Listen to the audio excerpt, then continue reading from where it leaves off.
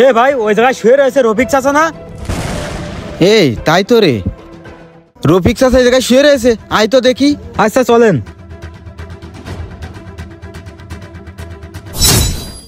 কাকা, ও কাকা, এই যে বাবা। আপনি এই জায়গায় এইভাবে শুয়ে রয়েছেন কেন? আর বাবা সে কথা শুনে না, আমার দুই ছেলে যুক্তি করে জায়গা জমি লিখে এনেছে, নিয়ে বাড়িতে বের করে দিয়েছে। আব্বা, জায়গা জমি তো সব যা আছে আমাকে দুইবার নামে লিখে দিলে, তা ওই যে বিটের ওই পুকুরটা তো আমাকে নামে লিখে দিলে না। হ্যাঁ আব্বা, পুকুরটা লিখে দিলি ভালো হইতো। পুকুরটা তো ছোট, আর এখন ওই পুকুর যদি ভাগ করে দেয়া হয় তাহলে তো তোরা দুই ভাই মাছ চাষ করে খাতে পারবি না। তার থেকে যে অবস্থায় আছে সেই অবস্থায় থাক, তোরা দুই ভাই মাছ চাষ করে খাবি। আর জায়গা জমি যে অবস্থায় আছে সবই তো লিখে দিলাম তোকে দুই ভাইয়ের নামে। আচ্ছা আব্বা, আপনি যেটা ভালো মনে করেন সেটাই করেন। ভাই, তাহলে আব্বারে খাওয়ানোর দেখাশোনার কি দেখি করবি? কি দেখি করবো মানে? আব্বা তো আমার ঘরেই খাবে। আরে না, আমি বড় না, আব্বা আমার কাছে থাক। এ তোরা দুই ভাই থাম, আমি তোর ঘরে 1 মাস খাবো আর ছোটটার ঘরে 1 মাস খাবো। দেখেছিস আব্বা নিজের মুখেই কইলো আব্বা আমার ঘরে খাবে। আব্বা ওঠেন। আব্বা তাহলে কিন্তু পরের মাসে আমার বাড়ি থাকবে। আচ্ছা ঠিক আছে। কি করছেন কাকা? দেই ওঠেন দিন, আপনি ওঠেন।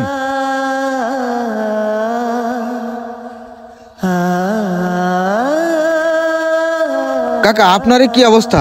আপনার শরীর তো গরম, সারাদিন কি কিছু খাইয়েছেন? না বাবা, আমি আজ 3 দিন কিছুই খাইনি। কি করছেন আপনি? 3 দিন খাননি? কাকা আপনি তো আমাদের বাড়ি জাতি পাইতেন। আমি যে তোমার বাড়ি যাব বাবা, আমার দুটো ছেলে, ওদের মান সম্মানের দিক তাকাইয়ে আমি কোনো জায়গায় যাচ্ছি না বাবা। আমি চাইনি আমার ছেলেকে মান সম্মান নষ্ট হোক, ওরা ভালো থাকুক, এইটাই চাই। কাকা আপনি আমাদের সাথে চলেন, আপনারে বাড়ি নিয়ে যাচ্ছি। বাবা রে, আমার দুটো মানিক রতন, ওদের কিছু কইও না।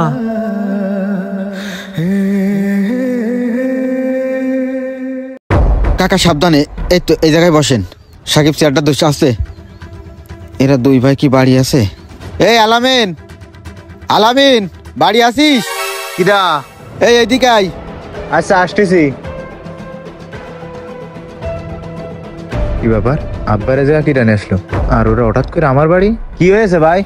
তোর ভাই কই? তোর ভাইরে ডাক দে। আচ্ছা দিচ্ছি। ও মিয়া ভাই, মিয়া ভাই। এই তো।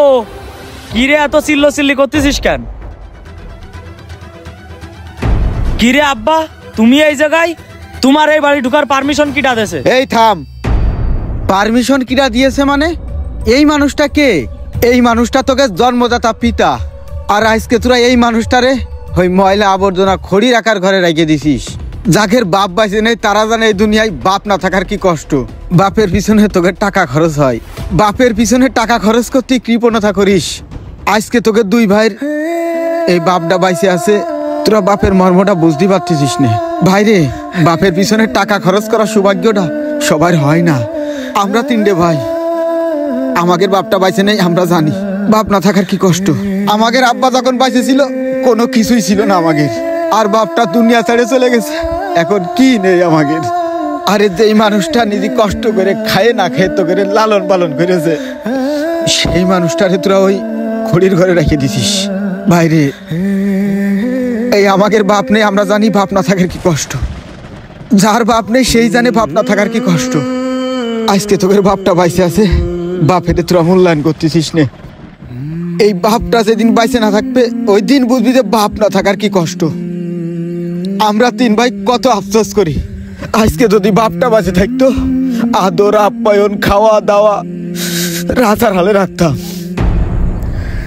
আর তোদের এত কিছু থাকার পরেও বাপটারে চিকিৎসা করাস নে, ঠিক মতো খাতি দিস নে। বুঝবি ভাই, এই বাপটা যেদিন দুনিয়াতে চলে যাবে সেই দিন বুঝবি যে বাপ না থাকার কি কষ্ট। তোকের এই বাপটারে আমার দিয়ে দে, আমি নিয়ে যাই। তোকের এই বাপটা 3 দিন না খেয়ে রয়েছে, তারপরও কারো বাড়ি যায়নি। কেন জানিস? মানুষ জানবে তোকে সম্মান নষ্ট হবে, ওই কথা চিন্তা করে।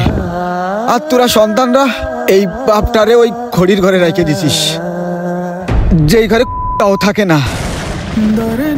তোকের এই বাপটারে আমার দিয়ে দে, আমি নিয়ে যাচ্ছি।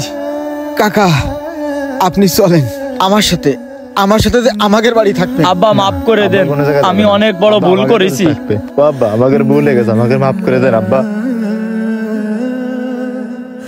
বাবারে, আমার দুটো সন্তান এগেরে ছাড়িয়ে আমি কোনো জায়গায় যেতে পারবো না। দেখ ভাই, এই হচ্ছে বাপ, যেই বাপকে তোরা বাড়িতে বের করে দিছিস, আর ওই বাপ তোকে ছেড়ে যেতে চাচ্ছে না। ভাইরে একটা অনুরোধ করতেছি, এই বাপটা বাঁচে থাকতি এই বাপটার কদর করিস।